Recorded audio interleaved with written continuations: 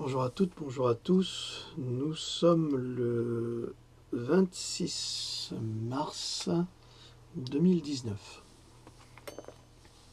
Aujourd'hui, nous allons parler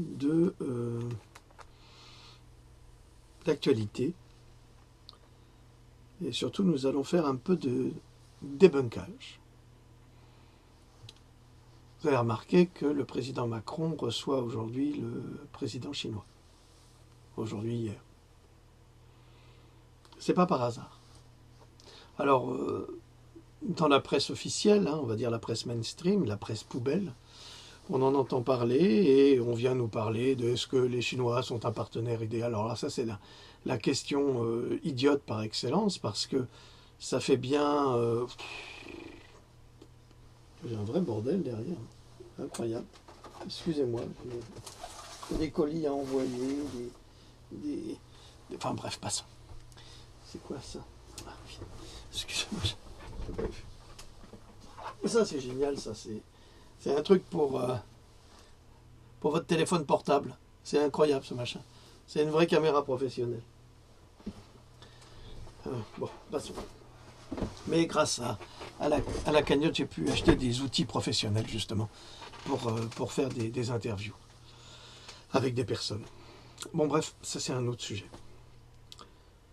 Alors, oui, la Chine est un partenaire indispensable et elle l'est depuis de très nombreuses années.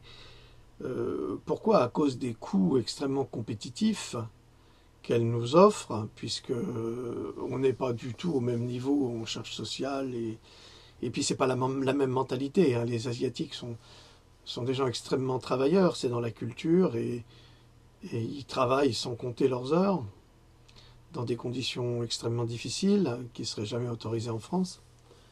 C'est ce qui permet justement à ce pays d'exploser et si ce pays explose du point de vue économique, c'est justement parce que nos milliardaires et nos grands industriels ont quitté la France pour ne plus fabriquer en France et pour faire fabriquer en Chine, au Vietnam, au Laos, en Thaïlande également, là où les prix sont moins chers.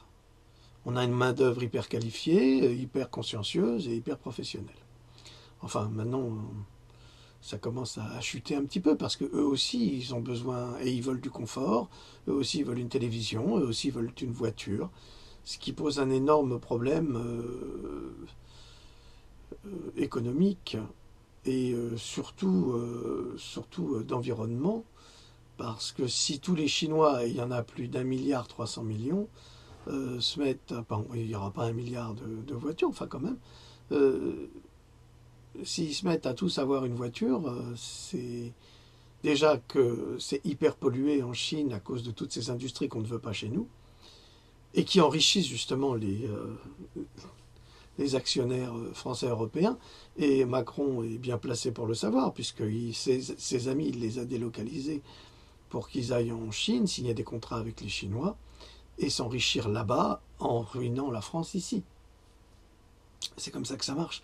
Vous avez déjà tous vu des magasins chinois qui vous proposent des vêtements soie, simili-soie, écharpes et autres, à des prix, ou des gadgets, ou tout et n'importe quoi, à des prix extrêmement compétitifs. Tout à 1 euro, tout à 1 euro, ça vient de Chine. Et la plupart du temps, c'est fait justement par ces entreprises. Bon, maintenant, les Chinois commencent à remettre la main dessus. Mais c'est fait aussi, ça a été fait en tous les cas, aujourd'hui on a très peu d'informations là-dessus, dans les laogai. Je ne sais pas si vous savez ce que sont les laogai. Ce sont des prisons politiques dans lesquelles les prisonniers politiques, donc prisonniers d'opinion la plupart du temps, des étudiants révoltés, des écrivains, des homosexuels ou des musulmans extrémistes, entre autres, parce qu'il y en a, il y en a. Il faut expliquer aussi ce qui s'est passé en Chine à propos des Ouïghours, qui sont des musulmans chinois, qui n'ont jamais posé aucun problème à la Chine, mais comme ils ont été infiltrés par l'Arabie Saoudite, qui est venue faire de la propagande musulmane, et pour surdévelopper l'islam en Chine, eh bien ça a été contre les intérêts du gouvernement chinois, parce que les demandes étaient complètement farfelues par rapport à ce qu'il y avait avant, où ça se passait très bien, où il y avait une grande tolérance. Et c'est à partir de ce moment-là qu'il y a eu une répression. Et c'est exactement ce qui s'est passé aussi en Malaisie, en Thaïlande, avec les Rohingyas. Exactement pareil. Donc il suffit qu'il y a une brebis galeuse qui vienne pour faire du prosélytisme et de la propagande, et qui va perturber tout l'équilibre que les siècles avaient mis pour établir une relation paisible entre communautés. Alors c'est dur ce que je vais vous dire, mais c'est la vérité, il suffit de s'informer.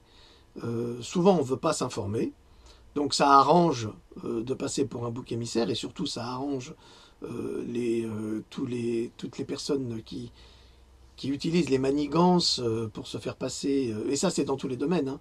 Ça fonctionne pour l'islam, mais ça fonctionne aussi pour Israël, hein. C'est la même chose, hein. C'est la malfaisance,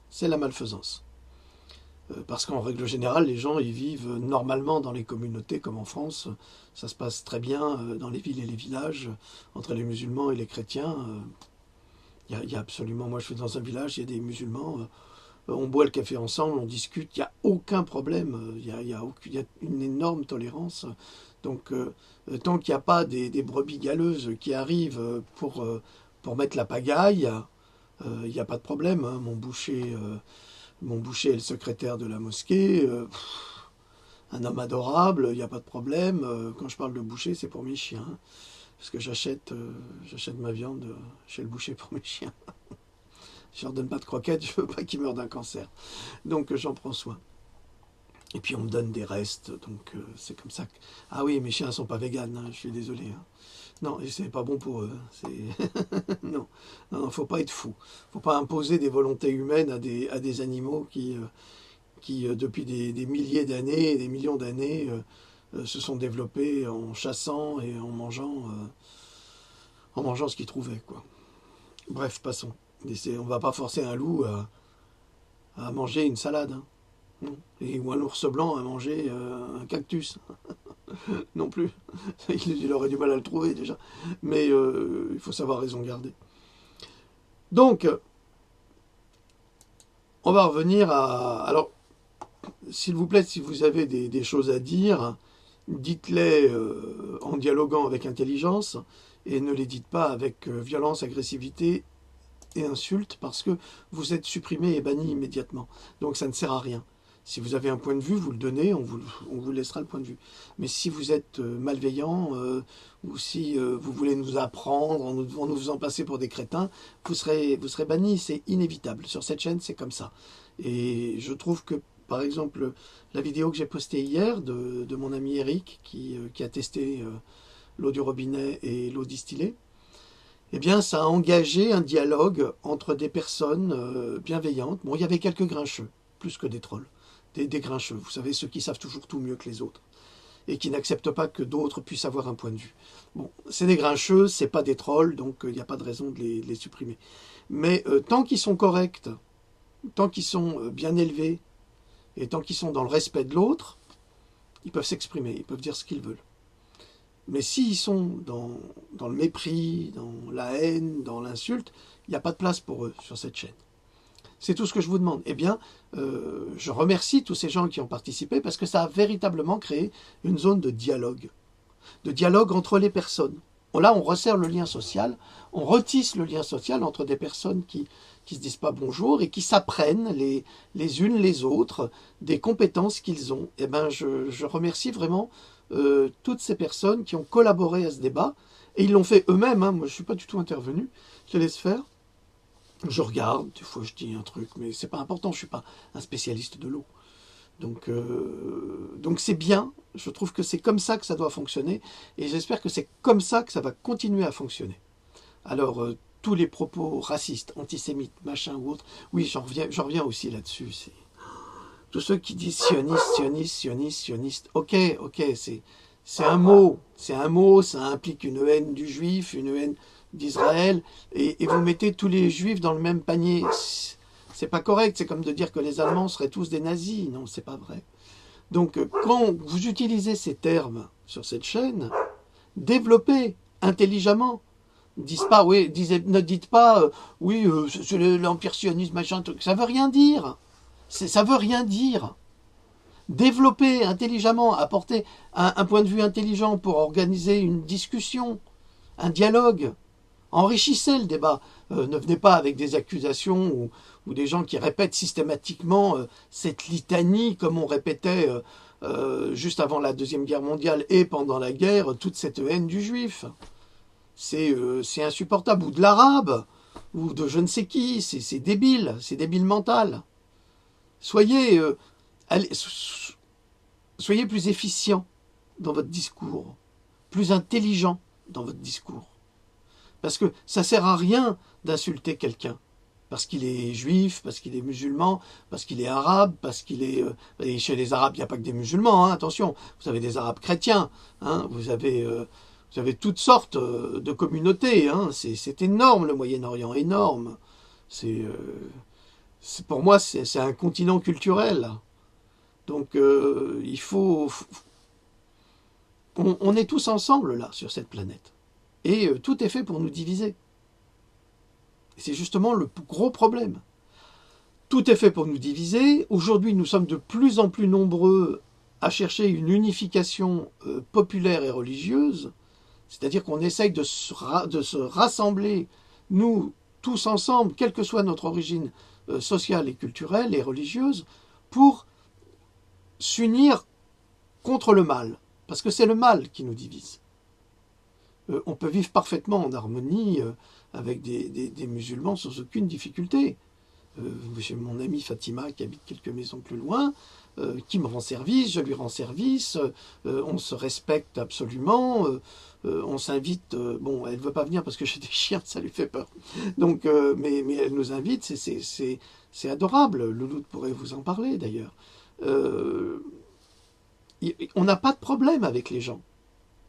Ce sont les autres qui créent les problèmes. Donc, et c'est pour ça. C'est parce qu'on se rapproche de mieux en mieux avec les gens, parce qu'on vit tous les difficultés du quotidien. Alors ne vous laissez pas influencer, essayez de vraiment chercher les informations là où elles se trouvent. Alors évidemment, en France, on ne trouve pas grand-chose, ça j'en conviens. C'est pour ça que moi, je vais chercher mes informations ailleurs.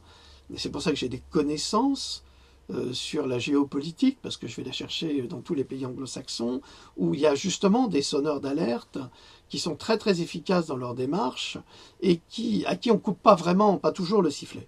Mais on va en parler après d'un sonneur d'alerte allemand, qui est mort dans des conditions étranges, mais comme il était cardiaque, c'est difficile de dire qu'il a été assassiné. Il aurait pu, et surtout avec ce qu'il a révélé. Et peut-être que c'est le cas. Alors, vous savez que de toute façon, cette chaîne, cogito.com, c'est une chaîne du dialogue et du partage. Donc, tout ce qu'il y a, on vise l'excellence, évidemment, on vise l'excellence. Donc, vous n'avez pas besoin d'avoir des diplômes pour être compétent. Hein. Quand on a de l'intelligence, quand on fait des belles recherches, eh bien, on a le droit à la parole. Là, j'ai donné la parole à un magnétiseur qui nous a fait un petit article sur l'eau extrêmement intéressant, lié à ses propres connaissances, à ce qu'il avait accumulé comme savoir et qu'il a partagé. Eh bien, il a été publié. Mon ami Carlos, qui est un homme extraordinaire, lui s'est occupé il est passionné par la psychologie, par les pervers narcissiques. Bon, moi je connais très très bien le sujet, mais pour d'autres raisons. Et il cherche tout le temps. Ben, on a eu une discussion ce matin de 4 heures sur le sujet. On n'est pas toujours d'accord, mais on travaille là-dessus. Et Carlos est passionné par ça, donc il contacte des chercheurs, des psychiatres qui ont écrit sur le sujet, des psychologues, s'ils veulent écrire, s'ils veulent... et on partage. Donc cogito.com, c'est ça. C'est le partage. Et dans tous les domaines, dans les domaines de la musique, de la vidéo. Alors, j'ai été contacté par un jeune homme pour de la vidéo. J'ai regardé avec beaucoup d'attention, je lui ai écrit un message d'ailleurs, son court-métrage. Ça correspond pas à mon degré d'exigence. Voilà. Ça correspond pas à cela. Mais c'est du beau travail. Mais il manquait beaucoup de choses. C'est un travail jeune. C'est comme un bon vin. Ça, il est bon, mais pas assez. Donc il faut que ça se travaille. Et je préfère C'est très difficile à dire ça. C'est très difficile à dire. On a eu une grande discussion à propos de ce court-métrage avec Carlos, qui travaille avec moi pour Cogito. Et on n'était pas complètement d'accord non plus, mais on est arrivé à la même conclusion. Donc ça ne veut pas dire que le travail n'est pas bon. Si je ne le présente pas, ça veut dire que pour nous, il manque quelque chose. Et j'aimerais que ce jeune réalisateur aille plus loin. Qu'il aille plus loin. Qu'il aille au-delà de l'autosatisfaction. C'est très très dur hein, aujourd'hui, je le sais, et ça fait mal ce que je dis, j'en suis conscient, mais moi aussi j'ai travaillé dans ce domaine-là, moi aussi j'ai eu des exigences, moi aussi j'ai exposé pendant 20 ans, donc je sais ce que c'est, et si on n'a pas un degré d'exigence et d'excellence, on reste toujours au même niveau. Or il faut toujours voir plus haut, il faut toujours aller plus haut. C'est ce que j'enseigne à mes étudiants, c'est toujours voir plus haut. Donc j'attends du plus haut. Et alors là, à force d'aller plus haut, on va toucher au génie. Et c'est ça qu'on cherche. C'est parce qu'il y a beaucoup de choses qui se font et qu'elles ne sont pas toutes de qualité. Or, à la télé, par exemple, on balance tout et n'importe quoi. Vous avez par exemple Arte avec les courts-métrages. Alors il y a tout et n'importe quoi. Hein. Tout et n'importe quoi. Le plus souvent, c'est n'importe quoi. Mais comme ils sortent de telle école de cinéma, alors il faut y aller. Ben non, ça marche pas. Ça marche pas. Alors il y en a qui sortent pas du tout des écoles. Hein. Mais j'attends plus. Voilà, c'est tout. Nous avons un degré d'exigence. C'est ça, Cogito. Voilà.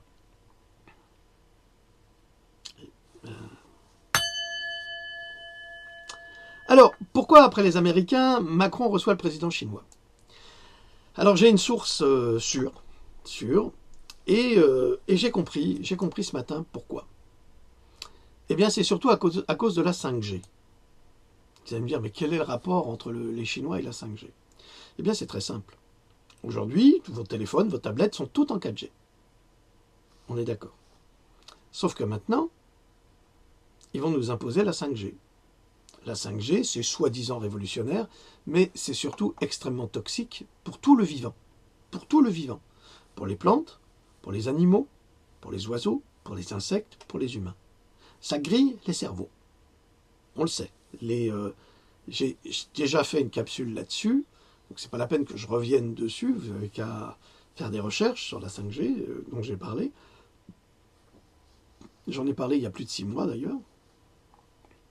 Mais moi, je vais de l'avant, si vous voulez. Je ne peux pas systématiquement revenir en arrière en disant « Tiens, je vais vous parler de la 5G », mais j'en ai déjà parlé. En revanche, là, c'est important. Donc, pourquoi le président chinois?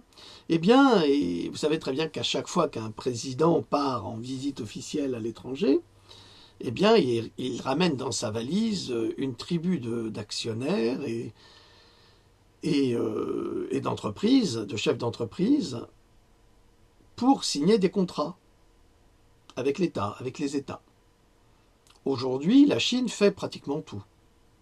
Ah, ils produisent quasiment tout. Quasiment tout.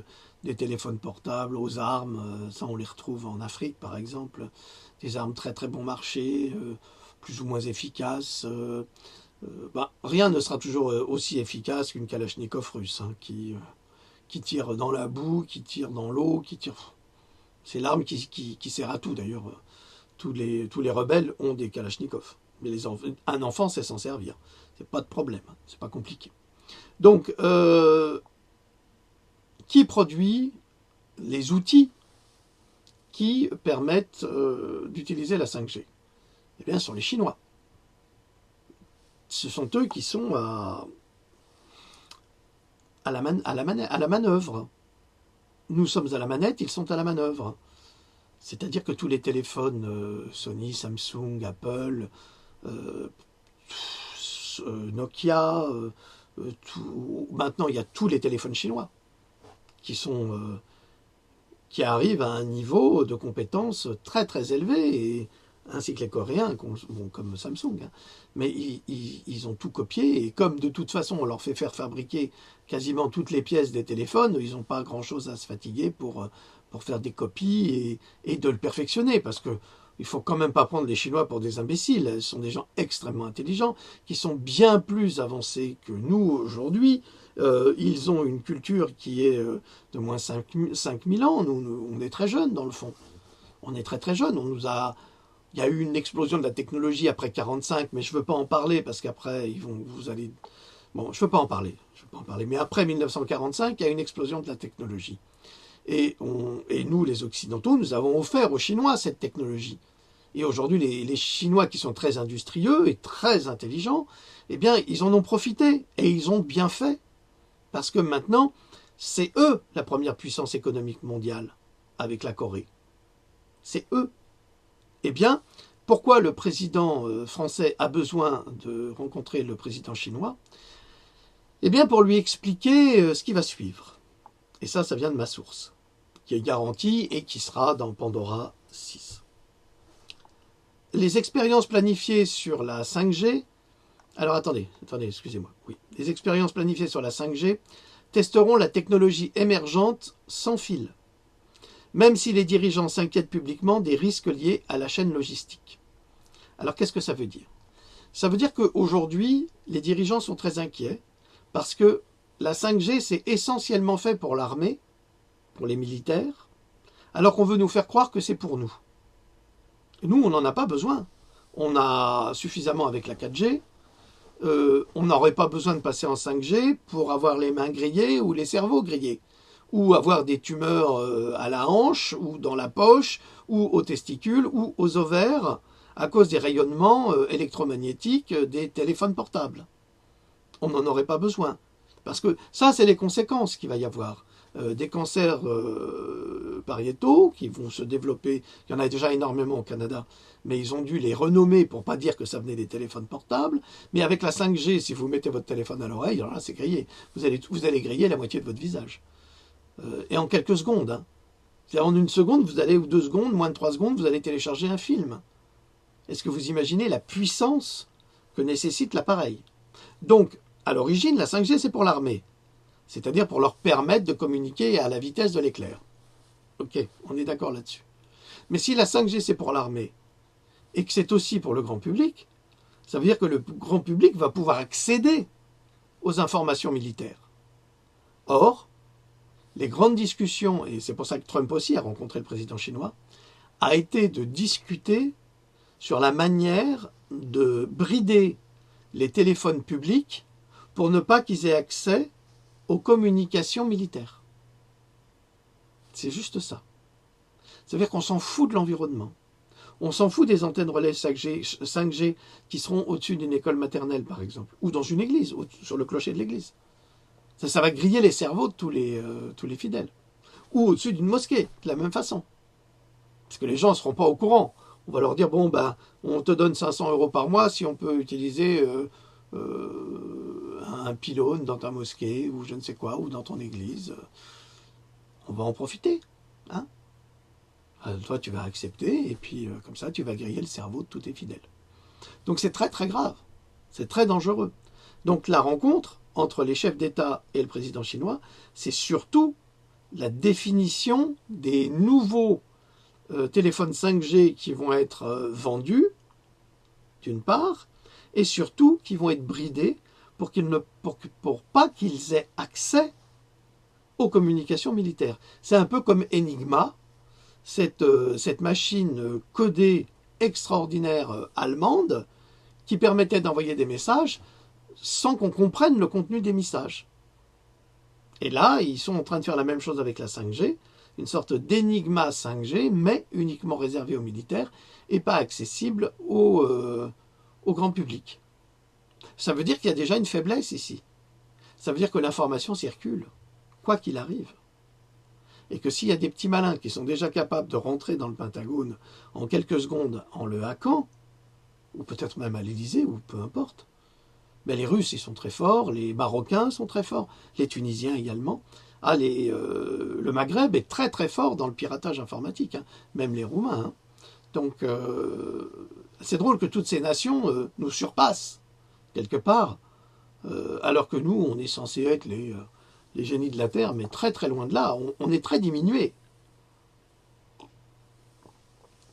Et avec le méchant petit homme, on ne risque pas de s'améliorer. Au contraire. Lui, on dirait qu'il veut une nation d'imbéciles pour mieux la contrôler. C'est un être absolument odieux. Alors, l'armée américaine prépare des expériences pour voir comment les technologies sans fil 5G pourraient améliorer les communications, alors même que ses dirigeants craignent que les produits fabriqués en Chine ne dévoilent les informations envoyées via la nouvelle norme très attendue. Deux points, ouvrez les guillemets. Nous allons en réalité faire toute une série d'expériences pour comprendre à quelle distance nous pouvons communiquer, a déclaré Helen Lord, sous-secrétaire à la Défense pour l'acquisition et le maintien en puissance lors d'une réunion du Conseil de l'Atlantique. Quelle est la latence? Quelle est l'interférence? Que devons-nous faire pour disposer du bon équipement nous permettant d'accroître nos capacités? Alors ces gens-là, qui sont des criminels de l'humanité, je dis bien des criminels de l'humanité, ne pensent qu'à accroître leurs capacités de communication. Et en même temps, ils vont détruire les mammifères marins à cause de leur sonar, à cause de leur saloperie de 5G. Ils vont détruire des milliers d'oiseaux. Ils vont détruire des millions d'insectes qui sont déjà lourdement, avec les oiseaux, lourdement touchés par les glyphosates de la firme Monsanto-Bayer. D'ailleurs, on va en parler après. Est-ce qu'on a notre mot à dire? Est-ce que les citoyens ont leur mot à dire? Eh bien, je ne crois pas. Je crois que non, nous n'avons pas notre mot à dire. Nous sommes dirigés par des criminels dont le seul objectif, c'est de faire la guerre. À qui? À n'importe qui, tant qu'ils peuvent enrichir les banquiers. Et puis tuer des gens, c'est la seule chose qui compte. Regardez la guerre en Syrie, elle est absolument incompréhensible, cette guerre. En tous les cas, elle est incompréhensible en ce qui concerne les raisons qui nous sont dites, qui nous sont données. C'est un mensonge absolu. En revanche, c'est un véritable pillage d'une nation, comme l'a été l'Irak, comme l'a été la Libye, et comme l'est actuellement la Syrie. Mais en Syrie, il y a les Russes. Et là, c'est plus aussi facile qu'avant. Alors, si on est du côté de la logique humaine, ce qui se passe en Syrie, c'est un scandale absolu. Si on est dans la logique militaire, l'objectif est de détruire le gouvernement syrien et une partie de sa population, et ensuite de reconstruire le pays, donc de signer des contrats économiques et de se faire payer en ressources économiques comme le pétrole et le gaz naturel. C'est tout. C'est une simple escroquerie. Est-ce qu'il n'aurait pas été plus facile de discuter avec Bachar el-Assad, qui a des ressources inépuisables? Je ne sais pas, je vous pose la question. Est-ce qu'il a été nécessaire de contaminer les enfants syriens avec la polio à travers le vaccin, qui n'est pas le même que l'on donne en Europe, je vous signale, parce que celui-là, il va vraiment diffuser la polio. Est-ce qu'il était nécessaire d'exterminer les populations civiles? Est-ce qu'il était nécessaire de créer un faux ennemi qui s'appelle Daesh, qui est une fabrication des Américains et des forces de l'Axe, justement pour prétendre et pour stigmatiser les musulmans? Est-ce que vous croyez qu'on est tous des imbéciles au point de croire à vos sornettes? Quand on a Laurent Fabius qui dit oui, Al-Nosra fait du bon boulot, alors qu'on sait que c'est Al-Nosra qui est la branche cadette de Al-Qaïda et qui a gazé le peuple syrien. Vous allez me dire, j'en sais rien, mais informez-vous. Alors, prévu plus tard cette année, les expériences seront planifiées et supervisées par le Bureau d'études et d'ingénierie du Pentagone. Les résultats peuvent être utilisés pour guider plusieurs comités consultatifs du département de la Défense qui formulent des recommandations de politique 5G à l'intention des dirigeants de la Défense. Grande vitesse 5G est une faible latence promet de favoriser de grands progrès dans les téléphones cellulaires et l'informatique mobile, ainsi que de grands bénéfices pour les États-Unis, la Chine et d'autres entreprises qui sont en compétition pour mettre sur le marché des nouveaux produits 5G. Alors, les dirigeants de la défense américaine craignent toutefois que les réseaux mis à jour avec des produits fabriqués par des sociétés de télécommunications chinoises, en particulier Huawei, puissent aider Pékin à espionner les données américaines, et françaises et européennes, mais ça me semble évident. Mais, que voulez-vous? On a choisi de faire travailler les Chinois, on est dépendant des Chinois, pour une technologie qui est destructrice et mortelle, parce que les opérateurs 5G militaires, moi je leur donne une espérance de vie de 5 ans. S'ils font ce boulot-là. S'ils vont griller sur place. À moins qu'ils soient protégés avec des protections électromagnétiques, mais sinon c'est pas possible. Vous savez, c'est comme un micro-ondes. Hein. Vous mettez là, les garçons qui mettent leur téléphone portable dans la poche près de leurs testicules, ils sont en train de griller leurs testicules au micro-ondes. Hein. Il faut le savoir, la température augmente. Et quand la température augmente, eh bien, ça crée des cancers. Surtout à ce niveau-là. Donc, soyez lucides. Achetez des pochettes de protection qui limitent le rayonnement. Mais ne mettez pas vos téléphones portables dans vos poches, ni devant, ni derrière. Bon, les filles souvent le mettent derrière, mais c'est pas mieux. Hein. Bon. J'ai déjà publié là-dessus aussi. Alors, maintenant je vais vous parler d'un journaliste dont j'ai déjà parlé. J'avais écrit un article il y a un an et demi sur lui. Je me souviens que Shaman Joe, qui était un acteur guérisseur, avait lu l'article. Il a une très très belle voix. Donc ce n'est plus disponible, peu importe. Mais ça correspond à ce que nous vivons aujourd'hui. Alors, le journaliste s'appelle Udo Ulfkott. C'était un journaliste allemand qui, avant de mourir à l'âge de 56 ans d'une crise cardiaque, a dénoncé l'influence des grandes puissances étrangères dans le traitement de l'information par la presse internationale.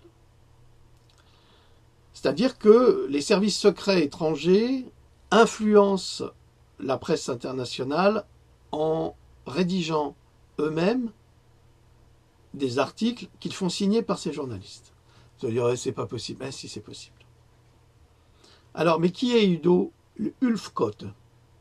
Alors, il a été rédacteur en chef adjoint du journal allemand, le Frankfurter Allgemeine Zeitung, qui est vraiment la grande référence. C'est le Monde, c'est une forme de Monde du journal Le Monde en Allemagne. Il a été donc rédacteur en chef adjoint durant quelques années. Autrement, il a beaucoup travaillé parce que c'est un grand spécialiste du Moyen-Orient, donc de l'Irak, l'Iran, l'Afghanistan, l'Arabie Saoudite, Oman, les Émirats Arabes Unis, l'Égypte et la Jordanie. Donc il connaît très très bien tous les problèmes du Moyen-Orient. Il connaît très bien les problèmes syriens. Il a beaucoup écrit dessus et surtout, il a écrit également sur le flux migratoire. Il a rédigé de nombreux articles de presse publiés dans les plus grands journaux internationaux. Il a d'ailleurs eu les plus grandes décorations. Des articles qui avaient été rédigés par la CIA elle-même, d'après ses déclarations, et qu'il était tenu de faire publier à contre-cœur, jusqu'à son épiphanie. Moi, c'est un terme que j'aime beaucoup. L'épiphanie, c'est sa révélation, sa prise de conscience et ses révélations au grand public. Dans une interview qu'il avait donnée à RT. Alors, Udo Ulfkott est surtout connu pour ses apparitions sur Russia Today, donc c'est à l'international, et notamment dans une interview consacrée à son livre « Les journalistes achetés », en anglais « Bought Journalists ». Alors, c'est publié en anglais, c'est publié en allemand, c'est pas publié en français. Pourquoi? Quand je vous dis que la... Alors peut-être ça l'est aujourd'hui, j'en sais rien, mais à l'époque ça l'était pas. Mais l'information s'arrête aux frontières de la France. Hein. C'est comme le nuage de Tchernobyl. Hein. Il a fait le tour de la France, puis il est reparti en Italie, par exemple. C'est ça qu'avaient dit les autorités à l'époque. Hein. Alors son bouquin a été publié, Les journalistes achetés, en octobre 2014, dans lequel il décrit l'épidémie de propagande dans les reportages des médias grand public et le sentiment accru de russophobie. D'ailleurs, on le voit fréquemment, les pro-Macron sont russophobes. Ouais, vous êtes soutien de Poutine et patati patata. Ok, d'accord. Okay. Mais ce sentiment qui est développé uniquement dans des intérêts guerriers. C'est pas autre chose. Ça veut dire qu'on voudrait, enfin, pas moi, hein, alors moi, certainement pas. Le gouvernement français actuel, avec le gouvernement américain, souhaiterait une guerre avec la Russie, qui sera très rentable, comme je l'ai dit, pour les banquiers et pour les grands semenciers, c'est-à-dire Monsanto, Bayer, parce qu'il faut bien les nourrir, hein, nos soldats. Donc, c'est un tout. Hein, il faut comprendre, la guerre, c'est un tout. C'est pas que la banque, hein, c'est aussi l'industrie, c'est aussi l'agriculture, c'est tout ça. Tout est réuni. Et donc, ces gens-là s'inventent un ennemi, qui serait la Russie, et souhaiteraient l'attaquer. Ça rapportera beaucoup d'argent à tout le monde, sauf au peuple qui se fera massacrer et qui sera détruit pour l'enrichissement des voyous qui nous gouvernent et contre lesquels les gilets jaunes se battent au quotidien.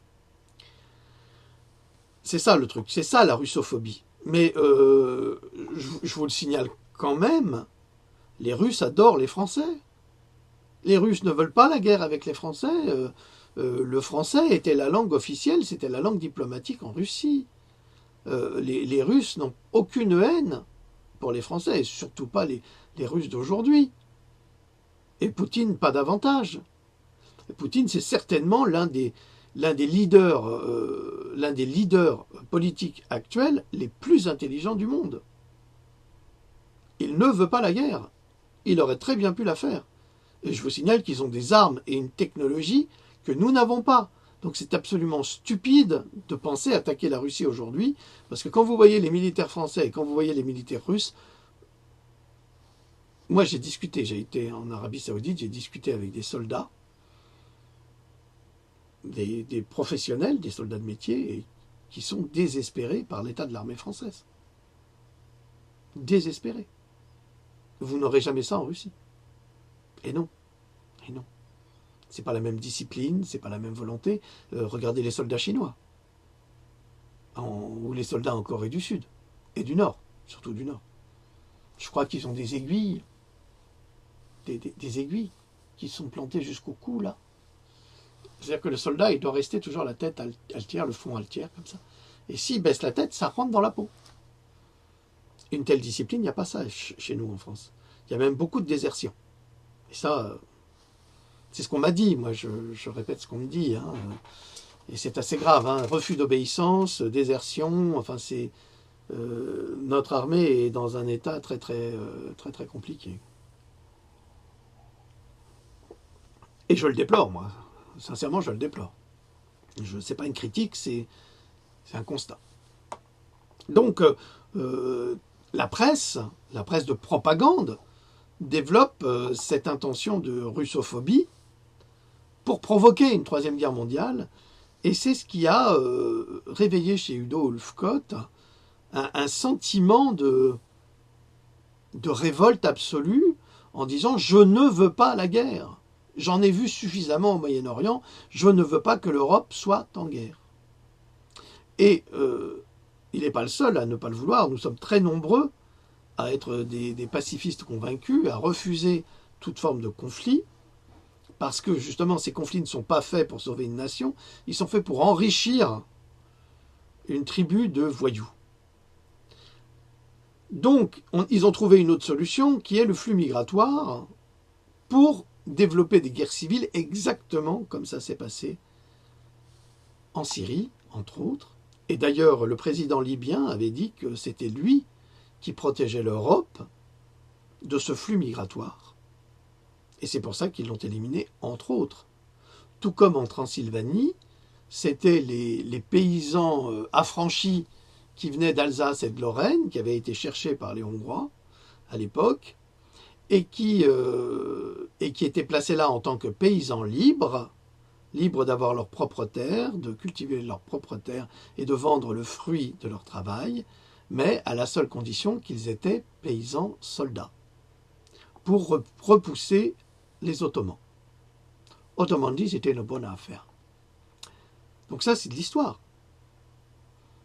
Alors, Udo Ulfkott a également parlé de la forte influence sur les nouvelles internationales des agences de renseignements américaines, israéliennes et occidentales. Influence des agences de renseignement américaines, israéliennes et occidentales. C'est-à-dire que ce sont ces pays-là qui font la pluie et le beau temps sur les informations. C'est ça, la propagande. Avec sa connaissance accrue de la propagande et des réseaux d'influence, Ulfkott craignait une troisième guerre mondiale avec la Russie à cause des manigances de certaines nations et du contrôle de l'information par nos médias mensonges contrôlés par les agences d'information gouvernementales. Alors, là, on en a un exemple absolument magnifique avec les Gilets jaunes.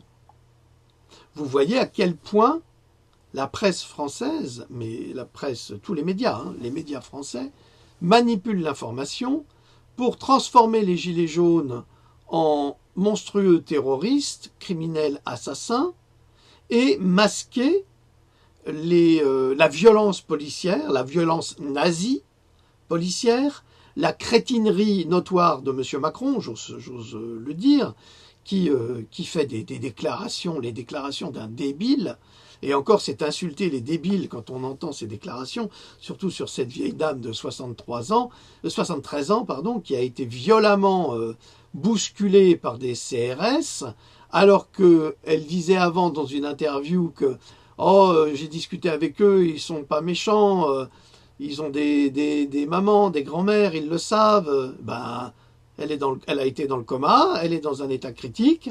La presse relie les fake news du gouvernement en disant qu'elle était de dos, elle n'a pas été bousculée, elle est tombée toute seule, et ensuite on a les déclarations d'un débile mental qui dit bah oui, quand on est faible, on va pas dans une manifestation. Mais je sais pas, il est con ce mec ou quoi? Qu'est-ce que ça veut dire? C'est-à-dire tu traverses en dehors des clous, tu te fais écraser, ben ça t'apprendra, fallait rester dans les clous. Mais alors le flic qui a eu un malaise à cause des gaz toxiques pleins de cyanure, qui brûlent les poumons, ben il avait qu'à pas être là ce mec-là. C'est pareil. Mais il est débile ce type. Ils sont tous débiles au gouvernement. Et vous entendez les députés, j'ai entendu ça, on a écouté ça hier soir. Oh, sur une chaîne encore d'information. Un député LREM, mais un monstre, un fou furieux. Il ne disait que des mensonges. Le mec, il est payé pour dire des mensonges. Il passe à la télé, il est là, ah, je fais passer à la télé, super, je vais dire des mensonges.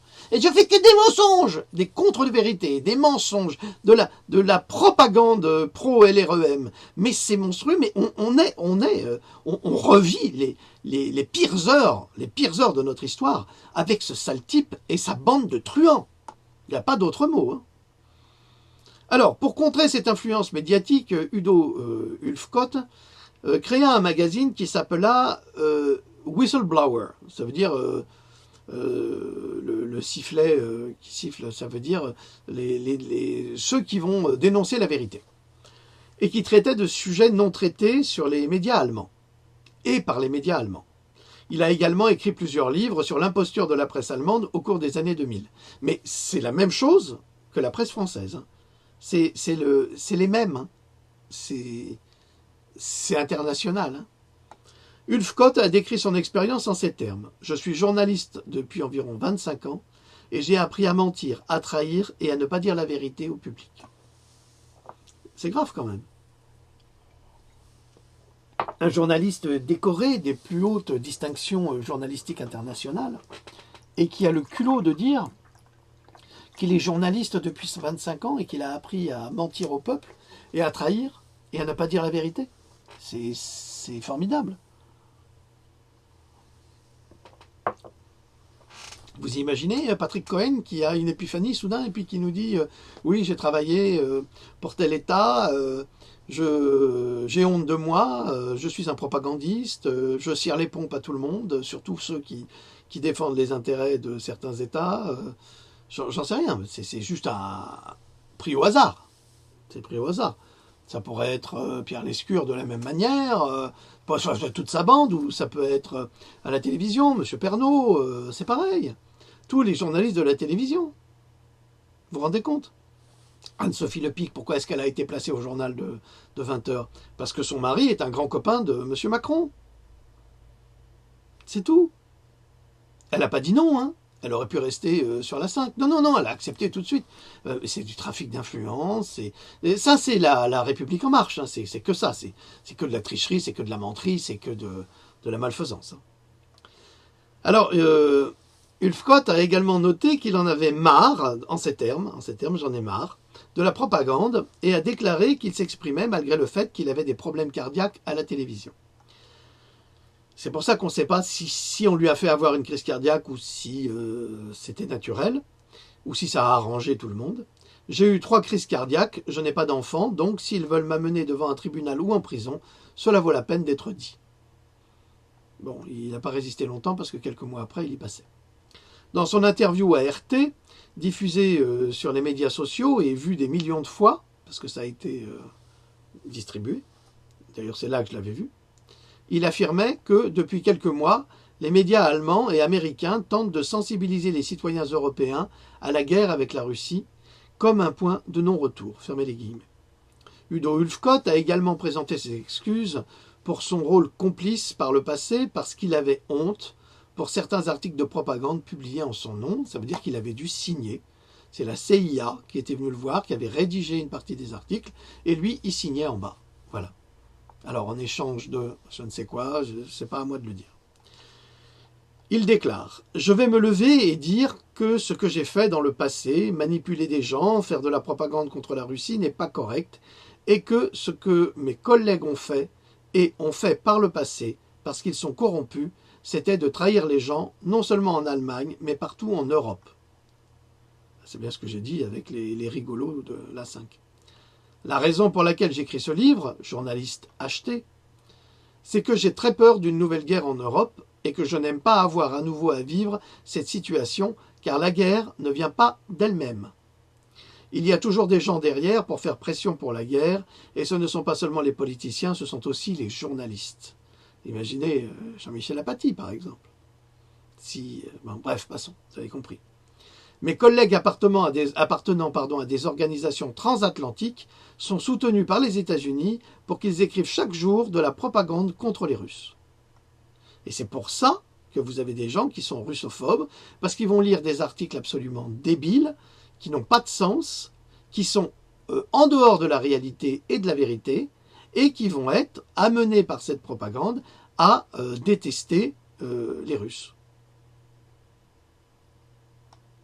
C'est pas formidable? Ben si. Ulfkott a ensuite décrit son expérience personnelle avec les influenceurs américains et les agences de renseignement. Ouvrez les guillemets. Les Américains m'ont corrompu pour ne pas révéler exactement la vérité. Le Marshall Funds, c'est le fonds Marshall des États-Unis, m'a invité à voyager aux États-Unis. Ces gens-là ont payé toutes mes dépenses et m'ont mis en contact avec des Américains qu'ils aimeraient bien que je rencontre. Je suis devenu citoyen d'honneur de l'État d'Oklahoma, aux États-Unis, uniquement parce que j'ai écrit pour le compte de l'Amérique. J'ai été soutenu par la CIA, je les ai aidés dans plusieurs situations et j'en ai honte également. Fermez les guillemets. Ulfkott a également ajouté que de nombreux journalistes basés dans différents pays sont impliqués dans les mêmes pratiques de travail à divers degrés avec les agences de renseignement américaines et européennes. La plupart des journalistes que vous voyez à l'étranger prétendent être des journalistes et ils pourraient l'être. Mais beaucoup d'entre eux, comme moi dans le passé, sont des couvertures non officielles. Cela signifie qu'ils travaillent pour une agence de renseignement, vous les aidez s'ils le souhaitent, mais ils ne diront jamais qu'ils vous connaissent. Un petit peu mission impossible. Ulfkott a également discuté de la progression spécifique de la manière dont les journalistes des médias traditionnels sont recherchés et éventuellement contactés par des agents du gouvernement. Les relations de travail non officielles entre ces journalistes et les agences de renseignement commencent généralement par une amitié, préparant le journaliste avant de proposer une coopération. Ils travaillent sur votre ego, vous font sentir que vous êtes important, et un jour l'un d'entre eux vous demandera « Me ferez-vous cette faveur ?» a-t-il expliqué. Udo Ulfkott a fait référence à un cas où il avait été demandé d'imprimer un reportage basé sur des informations qu'il ne pouvait pas vérifier. Il a noté que la conclusion de l'article était déjà terminée. Les efforts de propagande faisaient partie de la construction de la campagne des pays occidentaux visant à écarter Mouammar Kadhafi du pouvoir en Libye. Un jour, le BND, c'est-à-dire l'agence de renseignement étrangère allemande, enfin l'agence de renseignement allemande, est venu dans mon bureau au Frankfurter Allgemeine Zeitung à Francfort. Il voulait que je rédige un article sur la Libye et le colonel Mouammar Kadhafi. Ils m'ont donné toutes ces informations secrètes et ils voulaient juste que je signe l'article portant mon nom. Cet article était la façon dont Kadhafi aurait essayé de construire secrètement une usine à gaz toxique, qui n'a jamais été faite d'ailleurs. C'était une histoire imprimée dans le monde entier toujours plus tard. Alors c'est très pratique. Ils fabriquent une fake news, ils vont voir un grand journaliste, ils lui disent « Bon, toi, tu vas signer là, et si je veux pas, tu vas gagner beaucoup d'argent, on va te donner des décorations, tu auras des prix, tu auras ci, tu auras ça. » Le mec, il cède, et ensuite, c'est la vérité gravée dans le marbre, et ça se diffuse partout. Tout comme on avait dit que Saddam avait des bombes de destruction massive qu'on n'a jamais retrouvées. Sous prétexte qu'il avait des bombes de destruction massive, ils ont tous été là-bas, ils ont détruit le pays, ils ont tout détruit, absolument tout, ils ont même détruit Babylone, ils ont fait des choses épouvantables, ils ont pillé le pays, ils l'ont réduit à feu et à sang. Aujourd'hui, c'est plus qu'une ruine, comme la Libye. Et puis quoi? Comme ça, on va piquer tout le pétrole. Alors c'est facile parce que pour les Américains qui piquent le pétrole, ils les payent en dollars, qui est de la monnaie de singe, parce que c'est la planche à billets. Ça n'a plus aucune valeur. Alors il s'est également, Udo Ulfkott, engagé dans le débat croissant en Allemagne sur la manière de gérer la crise des réfugiés, alors que les migrants du Moyen-Orient et d'Afrique fuient les zones de guerre et la pauvreté. En juillet 2016, Facebook avait temporairement bloqué sa page après avoir acheté une publicité pour son nouveau livre intitulé « Boundless Criminals », donc les criminels sans foi ni loi, quelque part, qui dévoile des allégations de dissimulation par les autorités et les principaux médias pour dissimuler les crimes commis par les migrants en Allemagne. Je ne prétends pas que chaque migrant est un criminel. Ce ne serait absolument pas correct. Mais nous n'avons pas vérifié les personnes que nous avons dans notre pays, a déclaré Ulfkott à RT lorsqu'il a été interrogé sur ses positions. D'ailleurs, c'est vrai, puisqu'il y avait une jeune fille qui avait émigré justement en Allemagne et qui a reconnu son bourreau de Daesh dans la même ville. Elle l'a signalé et elle a déclaré « je ne peux pas rester en Allemagne ».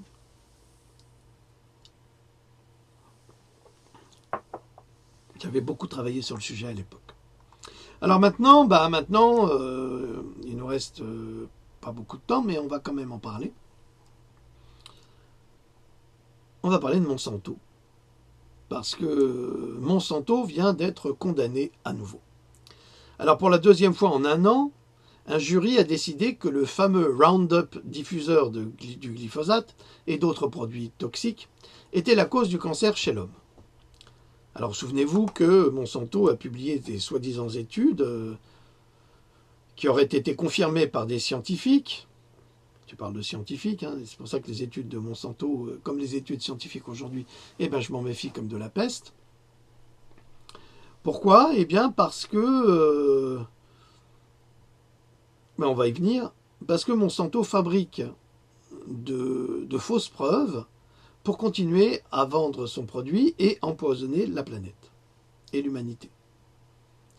Cette nouvelle victoire pourrait inspirer un flot de poursuites similaires, en plus des milliers de victimes déjà polluées par Monsanto et son nouveau propriétaire Bayer, qui pourrait éventuellement finir par faire faillite à cause de ses prochaines poursuites judiciaires à répétition. Alors qu'est-ce que ça veut dire ça? Écoutez, ça veut tout dire. Parce que dans un Pandora, j'avais écrit que cette pratique commerciale de se faire acheter en sachant que des poursuites judiciaires allaient en découler, était un moyen d'une part de tirer parti et de tirer un trait sur près de 100 ans d'empoisonnement sur la civilisation humaine, en complicité avec d'autres entreprises comme IG Farben, anciennement Bayer, et d'autre part de ruiner un concurrent à cause de ses actions et de le racheter après pour une bouchée de pain. eh bien, il semble que ce plan soit sur le point de se réaliser. Vous avez compris la méthode. Les Américains, leur objectif, c'est d'acheter toutes les entreprises du monde entier. Et en France, ils sont en train de tout acheter. Vous avez vu que les affichages qui étaient réservés à JC2Co, aujourd'hui, ben, c'est une entreprise américaine qui le fait. Merci Macron. Merci Macron. Il a vendu la France, cet homme. C'est un traître absolu. C'est le traître absolu, cet homme. Mépris de la civilisation, mépris de l'humanité, mépris des pauvres, mépris de tout, mépris d'une personne âgée à qui, lui, conseille la sagesse. Mais le pauvre type, la sagesse, il ne sait même pas ce que c'est. Mercredi dernier, à Wall Street, le cours de l'action de Bayer a chuté de plus de 13% à la suite de la décision de justice d'un tribunal de San Francisco de condamner Monsanto Bayer. Les investisseurs ont apparemment été effrayés quand un jury fédéral réuni à San Francisco a conclu que l'herbicide Roundup de Monsanto était un facteur déclenchant du cancer important et notamment celui d'Edwin Hardman, un Américain, dans un verdict historique qui pourrait toucher des centaines d'autres plaignants. Pas des centaines, des milliers. Edwin Hardman, originaire de Santa Rosa, a été la première personne à accuser le Roundup de Monsanto dans une plainte fédérale alléguant que son exposition au Roundup durant plus de 30 ans l'avait amené à développer un lymphome non-hodgkinien, ou LNH, un cancer qui affecte le système immunitaire. Utiliser le Roundup Ready faisait partie de mes tâches d'entretien, a déclaré Hardman, qui a expliqué au jury comment il utilisait un pulvérisateur de 7,5 litres, pulvérisant au-dessus de sa tête et vers le sol. Le produit retombait parfois sur sa peau sans qu'il y prête attention et continuait à vaporiser. Il a témoigné qu'il pulvérisait souvent, 1 à 3 fois par mois, pendant 3 à 4 heures, et que sa femme et lui n'avaient jamais embauché quelqu'un d'autre pour faire ce travail. J'aimais le faire, je voulais m'assurer de faire les choses bien selon mes normes personnelles. Le jury de la Cour fédérale de San Francisco a donc conclu en première instance que le Roundup était un facteur substantiel dans le développement du cancer d'Edwin Hardman, donc c'est le coupable de son cancer. Lors de la seconde instance, le jury évaluera la responsabilité et les dommages et intérêts, et les avocats de Hardman présenteront des arguments sous l'influence de Monsanto sur les autorités gouvernementales et la recherche sur le cancer. Donc ils vont prouver que Monsanto a agi de façon malhonnête auprès des membres du Congrès. D'ailleurs, souvenez-vous quand même que Obama avait 50 conseillers de Monsanto dans son équipe, c'est pas par hasard, donc le lobbying est énorme. Cela permettra également de déterminer si Bayer est responsable de la maladie du jardinier amateur et, dans l'affirmative, combien le groupe industriel devra débourser pour l'indemniser. Les avocats de Hardman ont bien l'intention de prouver que Monsanto savait ou aurait dû savoir que le Roundup pouvait causer le cancer et demandera au jury de faire assumer les frais médicaux ainsi que les dommages et intérêts à Bayer. Jennifer Moore, l'avocate de Hardman, déclare « Nous sommes confiants étant donné qu'un jury, lorsqu'il aura toutes les preuves, constatera que Monsanto a commis 40 ans de méfaits corporatifs. » D'autre part, des documents suggèrent que Monsanto connaissait fort bien les dangers du Roundup. Des courriels internes entre les régulateurs fédéraux et Monsanto, qui ont été publiés dans le cadre d'un litige, suggèrent que Monsanto a rédigé ses propres recherches sur le glyphosate et les a ensuite créditées à des universitaires renommés. Vous avez compris? Vous avez bien entendu. Monsanto a rédigé ses propres recherches sur le glyphosate et les a ensuite crédités grâce à des universitaires renommés. Comme pour le journaliste Udolf Klott, Monsanto va voir des universitaires renommés, ils vont sortir une liasse de billets comme ça, ils vont dire bah, tu signes, c'est tout ce qu'on te demande, tu fais rien d'autre, c'est de la science. Le type il voit une liasse de billets comme ça, une super Mercedes et je ne sais quoi encore, il va dire bah, bien sûr moi je te signe ce que tu veux, hein, je signerai même sur les fesses de ta mère.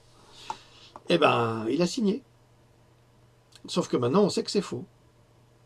On devrait condamner ces scientifiques, ce qu'on ne fait pas. Il a également, parce que ce sont des complices de crimes de guerre, enfin pas de crimes de guerre, mais de crimes contre l'humanité à travers la diffusion du glyphosate. Il a également été montré comment un haut responsable de l'EPA avait tenté de supprimer une étude fédérale sur le glyphosate réalisée par le département américain de la santé et des services sociaux. Là, c'est pour vous montrer le niveau d'influence de l'entreprise Monsanto. C'est énorme, c'est considérable. Encore aujourd'hui, auprès de Donald Trump, il y a certainement des lobbyistes de Monsanto, certainement. Ça m'étonnerait qu'ils ne soient plus là. Les avocats de Hardeman ont déclaré que Monsanto avait profité de relations d'intérêt avec des régulateurs tels que l'EPA, qui n'a pas demandé à Monsanto d'imposer sur l'emballage de Roundup Ready un avertissement sur le risque potentiel de cancer. Ça ne coûtait rien. Risque de cancer. Et là, vous réfléchissez, vous vous dites « Ah, il y a des risques de cancer. Ben, je m'en fous ou je m'en fous pas. » En août 2018, des jurés lors d'un procès devant un tribunal de l'État de Californie ont alloué 289 millions de dollars au jardinier d'une école après qu'il eut développé un lymphome non-Hodgkinien en phase terminale. Bien que l'indemnité de plus de 289 millions de dollars ait été réduite par la suite, la culpabilité de la société demeure. Le juge a décidé que Monsanto avait délibérément dissimulé des informations sur les dangers de ses produits anti-mauvaises herbes Ranger Pro et Roundup Ready et avait omis d'informer ses clients que cela pouvait provoquer le cancer. Ça coûte rien de le dire, mais ne pas le dire, c'est de la dissimulation d'informations. Monsanto et Bayer font maintenant face à plus de 9000 actions en justice de ce type, et dans l'ensemble du pays. Alors, imaginez si les Français, si les agriculteurs français, il y en a un qui a gagné d'ailleurs, et les agriculteurs français, ils l'ont d'abord stigmatisé, et puis après, ils se sont dit « Ah, t'as bien fait, dans le fond, c'est quand même bien ». Alors imaginez que nos agriculteurs qui sont victimes de cancer ou qui ont des enfants, qui ont des déformations congénitales ou quand j'ai trop bu, et se disent ben, c'est de la faute à Monsanto, ben, ils peuvent porter plainte parce qu'ils vont être soutenus là. 9000 actions en justice. Hein. Alors si une action en justice rapporte 250 millions de dollars, imaginez 9000, ça va mettre Bayer à genoux. Et si en plus les agriculteurs espagnols, italiens, français, européens, pas hongrois parce qu'ils brûlent les plants Monsanto, mais tous portent plainte contre Monsanto, mais c'est la ruine. Et là, on détruit Monsanto. Hein. C'est fini. Au revoir. Bon, il n'y a pas que Monsanto qui fait des produits toxiques, hein, mais il y a les autres aussi. Il y a Syngenta, Dupont, etc. J'ai donné la liste dans un Pandora. Ce nombre pourrait bien augmenter à mesure que de plus en plus de personnes recevront un diagnostic de maladie lié à l'exposition à ce produit chimique qui a été étiqueté par l'Agence internationale de l'Organisation mondiale de la santé, recherche sur le cancer, comme étant probablement cancérogène pour l'homme. Certains pays ont déjà interdit l'utilisation de ce produit, alors que d'autres envisagent de le supprimer progressivement, mais toujours pas en France. Macron a décidé de prolonger son exploitation, malgré les risques de maladies, d'empoisonnement des humains et de la biodiversité. Et pourquoi? Eh bien parce que Monsanto Bayer subventionne son parti LREM. Jackpot. Si ça, c'est pas de la corruption, je sais pas ce que c'est. Et si c'est pas du conflit d'intérêts, je sais pas ce que c'est. C'est-à-dire que lui, il a tous les droits. Il a le droit d'écraser une dame de 73 ans, elle n'a qu'à pas se trouver devant lui. J'avais déjà vécu ça un jour avec un ami. Sa fille, une de ses filles conduisait la voiture, devait passer son permis, ou l'avait, je ne sais plus. Et à un moment, il y a une personne qui traverse et elle accélère. Et on lui dit, mais t'es folle? Qu'est-ce qui te prend? Ah bah, elle n'a pas se trouver là. Ah ben j'ai dit à mon ami, ben celle-là, moi je lui retire son permis tout de suite parce que c'est une folle furieuse. Il m'a dit, bah oui, je sais pas ce qu'il lui prend. Eh ben c'est ça. Eh ben Macron, c'est pareil. Ce sont des malades mentaux, des sociopathes. Hein. Elle a qu'à pas se trouver là, elle a qu'à apprendre la sagesse. C'est moi qui décide, c'est pas toi. Mais comment est-ce qu'un petit con de cet âge-là peut décider pour 66 millions de personnes des décisions aussi débiles? C'est pour ça qu'il y a les gilets jaunes. Il faut arrêter de les stigmatiser. Hein. On dirait que les gilets jaunes deviennent les juifs en 39-45 et bientôt c'est les Canféma. Hein. Mais vous êtes des grands malades. Hein. Il faut ouvrir les yeux. Les gilets jaunes sont des citoyens, des êtres humains avec un cœur qui bat et qui ont des difficultés. Mais vous allez reprocher à vos grands-parents de pleurer parce qu'on leur a retiré 20% de leur retraite. 20%, mais c'est énorme. Et les membres du gouvernement, ils s'augmentent. Mais on se moque de qui? De qui? Il faut ouvrir les yeux, là. Parce qu'après, c'est votre tour. Là, les gens qui sont froussards rouges et autres néo-nazis, c'est votre tour. Ça viendra. Alors, compte tenu de la controverse entourant le produit potentiellement cancérigène, vous vous demandez peut-être pourquoi Bayer était si désireux d'acquérir Monsanto, payant 63 milliards de dollars pour la société l'année dernière. En plus de son désir de contrôler leurs semences de culture OGM, Bayer était très intéressé par les analyses de données fournies par le groupe de travail Climate Corp, de Monsanto bien sûr, qui, selon elle, est l'avenir de l'agriculture. L'avenir de l'agriculture, d'après ces gens-là, c'est la destruction du vivant, c'est la destruction de votre santé, parce que le professeur Gilles-Éric Serralini l'a prouvé, il a été attaqué par Monsanto à plusieurs reprises, il a gagné tous ses procès. La science a parlé, les OGM et le glyphosate sont un poison pour l'humanité et pour la nature. Et ça, on ne peut pas le nier, on ne peut plus le nier. Maintenant, si Macron se réfère à des soi-disant preuves scientifiques magouillées par Monsanto, je ne vois pas l'intérêt qu'il a à nous parler, parce que de toute façon, il n'a aucune valeur, il n'a plus aucune valeur et aucune crédibilité. Pardon. Les perspectives des analystes concernant ces procès estiment que le coût du règlement avec les plaignants dans ces affaires pourrait facilement atteindre les 10 milliards de dollars. Moi, je crois que bien plus. Bien plus parce que si les Européens s'y mettent, alors c'est la ruine. La baisse de l'action mercredi a été la plus importante perte intrajournalière enregistrée en 16 ans et a réduit de 9,1 milliards de dollars son évaluation. Alors imaginez, si à chaque procès, les actions chutent, imaginez le drame. 9000 procès, c'est fini, hein. Il n'y a plus rien. Hein. Tout le monde va vendre. Hein. Et alors là, c'est plus rien. C'est qu'une toute petite entreprise. La baisse de l'action mercredi a été la plus importante, bon ça je l'ai dit. De plus, si son stock continue de chuter, Bayer pourra devenir une cible pour les activistes ou même une prise de contrôle par des activistes écologistes qui pourront renverser la vapeur et détruire les brevets, ou pas les détruire, mais garder les brevets Monsanto et ne développer que des produits biologiques. Et là, fini Monsanto et vive la vie.